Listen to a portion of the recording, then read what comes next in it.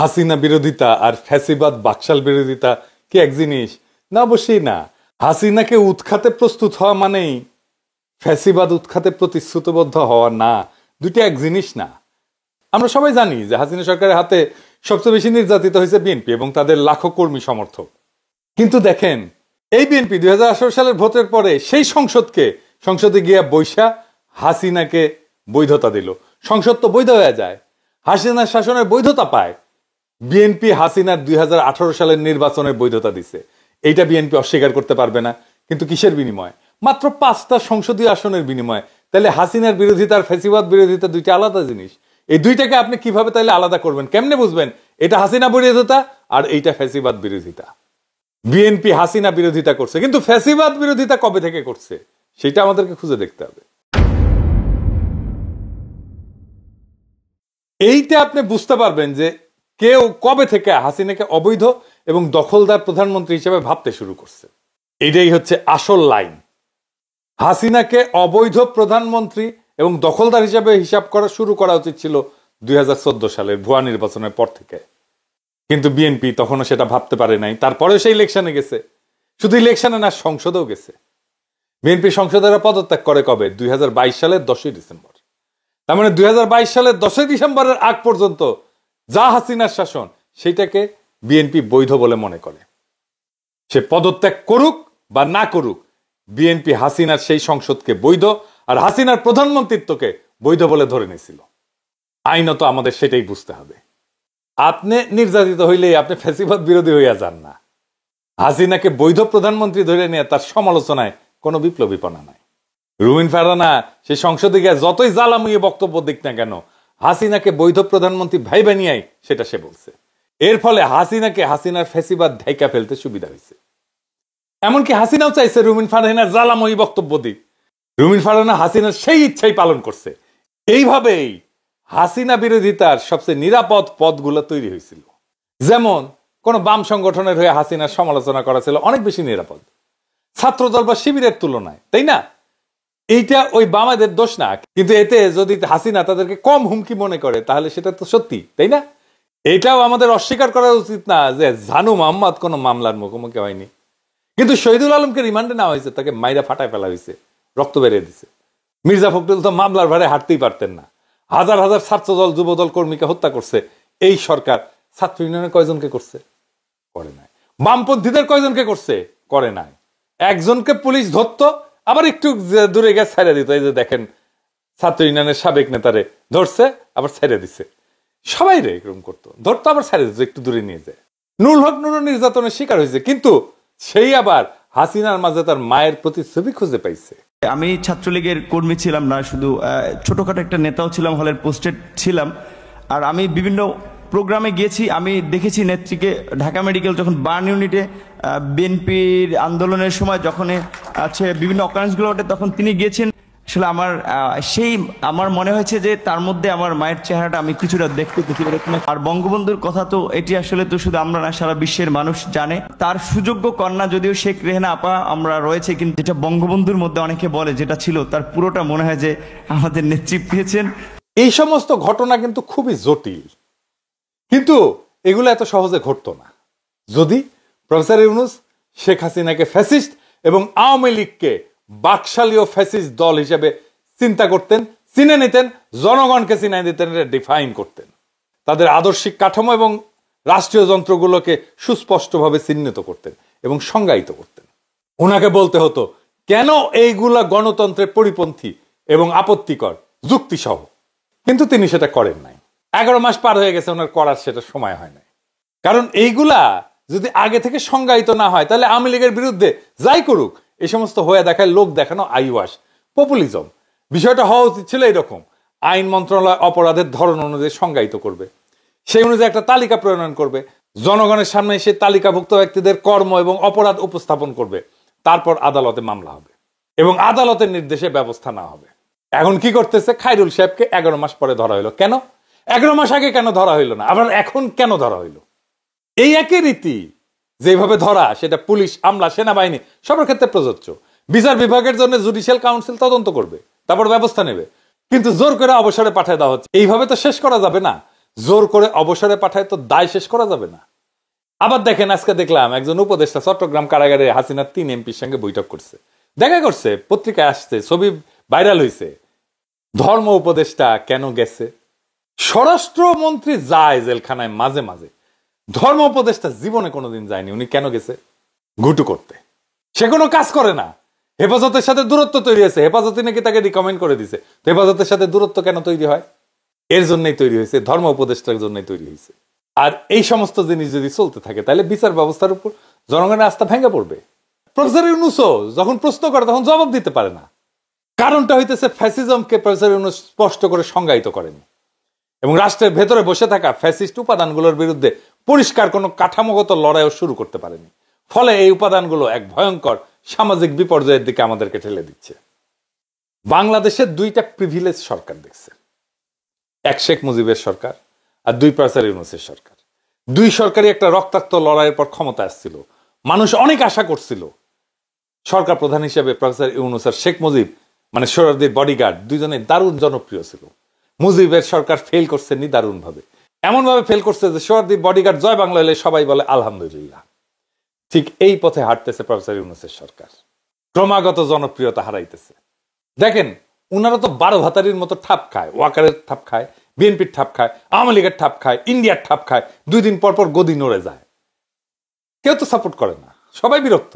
আমরা কয়েকজন খায় না খায় সাপোর্ট করে গেছি, সরকার যেন ভালো চলে, নানা পরামর্শ দিছি, কোনো পরামর্শ শুনে নাই। 2-একটা হয়তো শুনছে, কালে ভদ্রে। বালিতে পেশাব করে দেখছেন, কোনো চিহ্ন থাকে না কলে। প্রফেসর ইউনূসের সরকারকেও তাই কোন পরামর্শ দিলে শুনে না, বালিতে পেশাবের মতো, কোনো চিহ্ন থাকে না। এই যে মাইলস্টোনের ঘটনায় আমি তো ইউজুয়ালি উপদেষ্টাদের ফোন করি না। ওই দিন দুর্ঘটনার সাথে সাথে আপনার ভাইয়ের ফোন দিছি, বলছি পরীক্ষা স্থগিত করে দেন। তখন বাংলাদেশের টাইম বেলা 3টা হবে, উনি বললেন দেখতেছি। আমি কল্পনাও করি নাই এই সিদ্ধান্ত উনি নিতে পারবেন না। পরে জানলাম শিক্ষা সচিব এই পরীক্ষা স্থগিত করতে রাজি হন নাই। তাইলে আপনার ভাই কেন শিক্ষা উপদেষ্টা থাকবেন? শিক্ষা সচিবকে উপদেষ্টা বানিয়ে দিলেই হয়, সেই যখন সব ডিসিশন নেয়। আমি আপনার ভাইয়ের ফোন করার পরে কি ঘটছে আমি পরিষ্কার দেখতে পাইতেছি। আপনার ভাই শিক্ষা সচিবকে ডাকছে, ফোনের পরে জিজ্ঞেস করছে, আচ্ছা বলেন তো এই পরীক্ষা স্থগিত করে দেওয়া উচিত না? সিদ্দিক জুবায়ের, ও তো আমলা, ওই সবার থেকে বেশি বুঝে, সে বলছে জি স্যার আমরা তো করতেই পারি, কিন্তু এই অ্যাক্সিডেন্ট তো ঢাকার একটা সেন্টারে, সারা দেশে সবাই তো প্রিপারেশন নিয়ে ফেলছে, বন্ধ করলে ঝুলে যাবে সব প্রিপারেশন। শিক্ষকদেরও একটা প্রিপারেশন থাকে।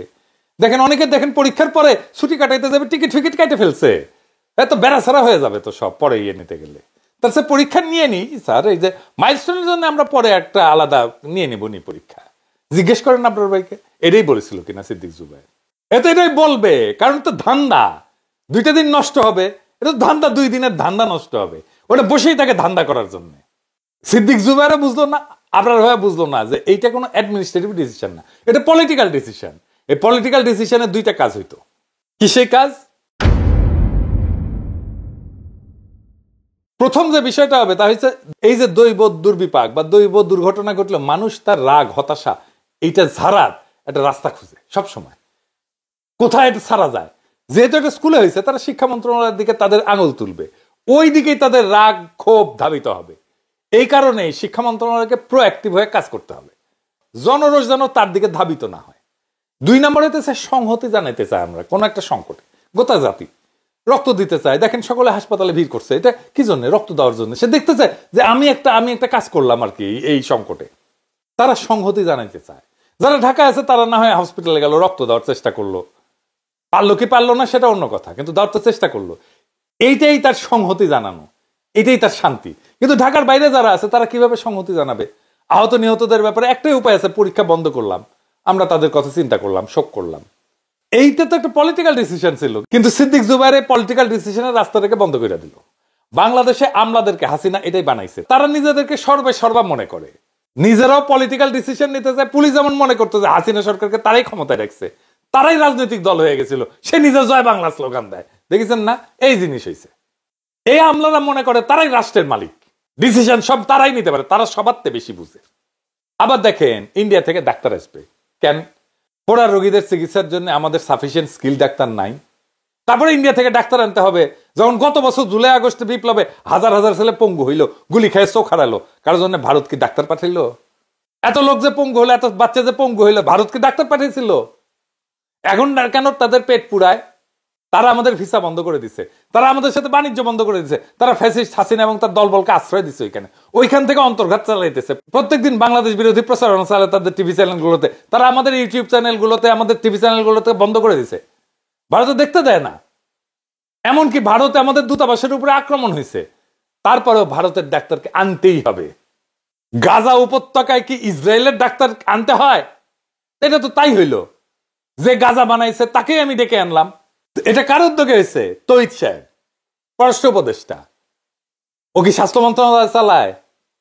সে বলছে এটা আমাদের করতে হবে, এটা আন্তর্জাতিক সম্পর্ক কূটনীতির জন্য এটা গুরুত্বপূর্ণ। ওরে কে রিকমেন্ড করছে জানেন? বিএনপি। বিএনপির কোথায় উপদেষ্টা? এই তৌহিদ সাহেব শফিউর রহমানের মতো একজন দক্ষ কূটনীতিবিদকে প্রধান উপদেষ্টা বিশেষ সহকারী করতে দেয় না। করা হয়েছিল, তাকে কাজ করতে দেয় না, অফিস করতে দেয় না। কেন দেয় না তারে জিজ্ঞেস করেন। কচু খেতি তার বিরুদ্ধে ক্যাম্পেন চালাইলো না। কচু খেতি ক্যাম্পেন চালাইছে বিএনপি রিকমেন্ডেড তৌহিদ সাহেব, এবং এই তৌহিদ সাহেব ভারতের ডাক্তার আনার জন্য উতলা। এবার এই ডটগুলা মিলাইতে পারেন, ওয়াকার, কচু খেতি, বিএনপি রিকমেন্ডেড উপদেষ্টা, এই ডটগুলা মিলাইতে পারেন, তাহলে বুঝতে পারবেন যে কোথায় কোথায় কিভাবে কেন কচু খেতি শফিউর রহমানের বিরুদ্ধে লাগে। কোনো ব্যাখ্যা পেয়েছেন? প্রধান উপদেষ্টা বিশেষ সহকারী করা হইলো, তাকে কেন অফিস করতে দেওয়া হইলো না? কোনো ব্যাখ্যা নাই। তৌহিদ সাহেব কেন ইন্ডিয়ান ডাক্তার আনতে চাচ্ছে? কারণ তৌহিদ সাহেব ইন্ডিয়াকে ঢোকার রাস্তা করে দিয়ে যাবে। তৌহিদ সাহেবের সাথে ডিপ স্টেটের এটাই আন্ডারস্ট্যান্ডিং। এর ভিত্তিতেই তৌহিদ সাহেব পররাষ্ট্র উপদেষ্টা হয়ে বসেছে এবং তাকে রিকমেন্ড করছে বিএনপি। ফয়সাল ইউনূসের সরকারকে বলে দিতে চাই, ইন্ডিয়ার ডাক্তার যদি আসে না, কোন উপদেষ্টার চামড়া থাকবে না। কিন্তু সকাল সন্ধ্যা ফ্রি ফ্রি সাপোর্ট দিয়ে গেছি, এমনি এমনি না। ইন্ডিয়ার কাছে নত জানু হইলে মাপ নাই। দেখবো আপনারা কিভাবে সরকার চালান। দিনের পর দিন সাপোর্ট দিয়ে গেছি, বয়ান তৈরি করে দিয়েছি, ন্যারেটিভ তৈরি করছি, কোনো হিসাব নাই। ইন্ডিয়ার কাছে নত জানু হন। ইন্ডিয়ার কাছে যদি নত জানু হন, তাহলে আপনাদেরকে পিছের বালের সাপোর্ট, কোনো সাপোর্ট নাই। ফয়সাল ইউনূসের বিরুদ্ধে হেফাজত খেপছে। আমি কয়বার বলছি হেফাজতের আলেমদের সাথে বসেন, সমস্যাগুলো শোনেন। আমাকে বলা হয় যে অগাস্টের 5 তারিখের আগে উনি ব্যস্ত, উনি সময় দিতে পারবেন না, খুবই ব্যস্ত। উনি এতই ব্যস্ত যে উনি ক্ষমতায় আসার পরে পরপর 2 বার ডেকে নিয়ে সোহেল তাজকে গল্প করে। এই সময় ওনার হয়, হেফাজতের সাথে বসার ওনার সময় হয় না। সোহেল তাজকে ডেকে নিয়ে কি গল্প করে জানেন? সোহেল তাজ বলতেছে আপনার পায়ের এক্সারসাইজ করতে হবে, এটা করলে আপনার ব্রেন ঠিক থাকবে। শুনেন, বেনে বেনে করছি না, শুনেন। And your cells are not functioning, so your neurons are being switched off. Because your brain is a very expensive tissue, right? So আমরা চাচ্ছি efficiency, কম খরচে বেঁচে থাকা. So the neurons are slowly being shut down, and when it reaches degenerative state, it's called dementia and Alzheimer's. So the best way to protect yourself, the biggest muscle is your leg muscle. Just use it, and your brain will be absolutely sharp, and you will be healthy. Okay? ধর্মমন্ত্রী এই নাকভির সাথে দেখা করে। ধর্মমন্ত্রী জেলখানে যাইতে হবে কেন? বিচারাধীন আসামির সাথে দেখা করতে হবে কেন? ওই সিস্টেম করিচ্ছে। হেফাজত সরকারের সাথে কথা বলতে পারে না, সেইখানে ধর্মমন্ত্রী কোনো লোল নাই, কিন্তু নাকভির সাথে দেখা করতে সে ঠিকই যায়, ঘুটু করতে যায়। নাকভির সাথে সৌদি আরবের নাকি একটা কানেকশন আছে, ওই কানেকশন দিয়ে কাজ করতে গেছে। দেখেন, আবার দেখেন, সমাজ কল্যাণ মন্ত্রণালয় থেকে যৌনকর্মীদের জন্য 2 কোটি টাকা বরাদ্দ দেওয়া হইল। কারণটা কি? কারণটা আর কিছু না, টাকা দিতে হবে। রাষ্ট্রের হাতে টাকা আছে, তাই দিব। আমার ইচ্ছা মাই খুশ, আমি দিব, কে ঠেকাবে?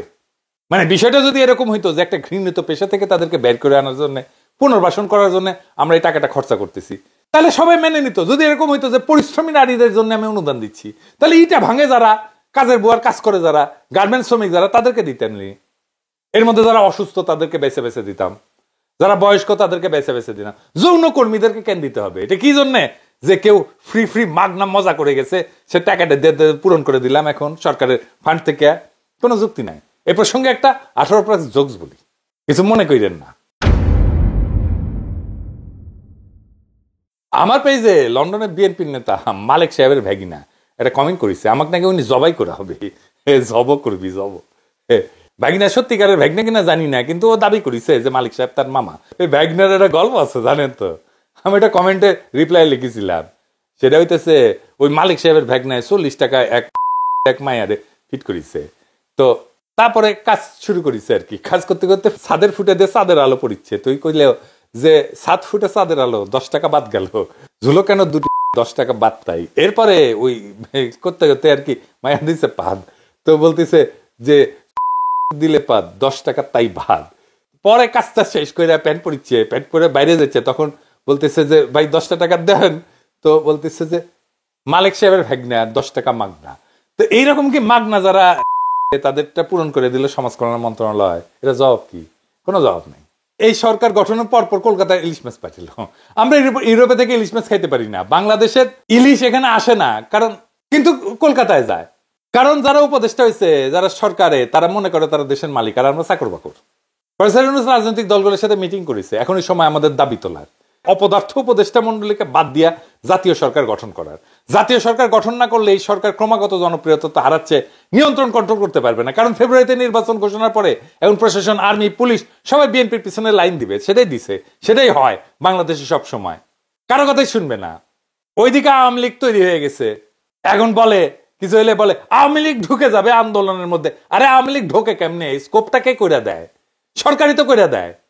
1971 নিয়ে বলি যে ইন্ডিয়া ষড়যন্ত্র করতে পারে কেন? কিছু তো একটা ছিল যে ষড়যন্ত্র করতে পারে। আওয়ামী লীগ ঢুকে যাবে বললেই হবে? আওয়ামী লীগ ঢুকতে পারে কেন? আমার ধারণা এই উপদেষ্টা মন্ডলী থাকলে তারা নির্বাচন পর্যন্ত যাইতেই পারবে না, একের পর এক ডিজাস্টার করবে, করতেওছে। এখনো সময় আছে, দ্রুত এই উপদেষ্টা মন্ডলীকে পাশে লাঠি দিয়ে বের করে যারা ভালো করতেছে তাদেরকে রাখা যেতে পারে, কিন্তু বেশিরভাগই নতুন মুখ আনতে হবে। সরকার ইন্ডিয়ান ডাক্তার কেন নিছেন? মানে ইন্ডিয়ান ডাক্তারদের পছন্দ তো হবেই। ইন্ডিয়া 1000 বার আনলেও তবু আমি তোমায় দূর হতে ভালোবেসে যাবো, হয়তো কিছুই নাহি পাবো, এটা বলবে। সরকারের রন্ধে রন্ধে ইন্ডিয়ান ডলার বসে আছে, এদের কাজে হইতেছে এমন কিছু ক্রমাগত করতে থাকা, যেন প্রফেসর সরকার একটু একটু করে জনপ্রিয়তা হারাইতে থাকে। আর প্রফেসর বাধা দেয় না, উনি কোনো কিছুই বাধা দেন না। বাংলাদেশে একটা সুযোগ আসছিল নতুন শাসনের, নতুন সমাজ চেতনার, সত্যিকার অর্থে মানুষের রাষ্ট্র নির্মাণের, কিন্তু এই সুযোগ হেলায় আমরা হারাইতেছি। এই সুযোগ তো দ্বিতীয়বার আসবে না। এই সুযোগ যদি আমরা কুশাসনের পুরনো নীল নকশা আর আমলাতান্ত্রিক গোজামিলের ভিতরে হারাই ফেলি, তাহলে আর কিছুই তো বাকি থাকবে না। এত রক্ত বৃথা যাবে, এত সংগ্রাম বৃথা যাবে। জনগণ আপনাদের সময় দিচ্ছে, ধৈর্য দেখাইছে, সহ্য করছে। এখন সময় আসছে স্পষ্ট হয়ে দাঁড়ানোর, ফ্যাসিবাদকে ফ্যাসিবাদ বলার, রাষ্ট্রযন্ত্রে বসে থাকা ইন্ডিয়ান ডলারদের আলাদা করে চিহ্নিত করার, পুরানা ভুলের দায় থেকে বেড়ায় এসে জনগণের ভাষায় কথা বলার। আপনারা যারা ক্ষমতায় আছেন, আপনাদের সামনে দুইটা পথ। একটা পথ ন্যায়ের, গণতন্ত্রের, জনগণের সঙ্গে সম্মানের চুক্তির, আর আরেকটা পথ স্বৈরতন্ত্রের, পুরনো দালান ভাঙা ইটের উপরে দাঁড়ায় ক্রমাগত ধ্বংসের। সিদ্ধান্ত আপনাদের। আমরা যারা এই স্বপ্ন নিয়ে আছি তারা শুধু প্রতিজ্ঞা করতে পারি, আমরা থামবো না, ফিরবো না। আমরা সেই বাংলাদেশ চাই যেখানে কোনো মা তার সন্তানের কবর খুঁজে বেড়াবে না, যেখানে নষ্ট আমলাতন্ত্রকে রাজনৈতিক সিদ্ধান্ত নিতে দেওয়া হবে না, যেখানে উপদেষ্টা না জনগণ হবে শেষ কথা। বাংলাদেশের রাস্তায় যদি আবার আলো জ্বলে, তার আগুন আসবে আমাদের চোখ থেকে। আমরা দেখাবো ফ্যাসিবাদ কিভাবে পরাজিত হয়, কিভাবে একটা জাতি তার শিকল ভাঙে, আর সময় দেওয়া হবে না কিন্তু আপনাদের। এবার আমরা হিসাব চাইব। ক্ষমতা উপভোগ করা চলবে না, বসছেন ক্ষমতা উপভোগ করতেছেন। এই সমস্ত অপদার্থ উপদেষ্টাদের তুলে ফেলতে হবে শিকড় গজায় ওঠার আগেই। এই দেশ জনগণের, ক্ষমতায় চেপে বসা প্রভুদের না। যেই ক্ষমতায় যায় সেই প্রভু হয়ে যায়। তারা নিজেদের দেশের মালিক বলে মনে করে। 2024-এর বর্ষা বিপ্লবের পরে বাংলাদেশ জাগছে, বাংলাদেশকে আর কেউ থামাইতে পারবে না। জয় হোক জনগণের, জয় হোক ফ্যাসিবাদ মুক্ত নতুন বাংলাদেশের। ইনকিলাব জিন্দাবাদ।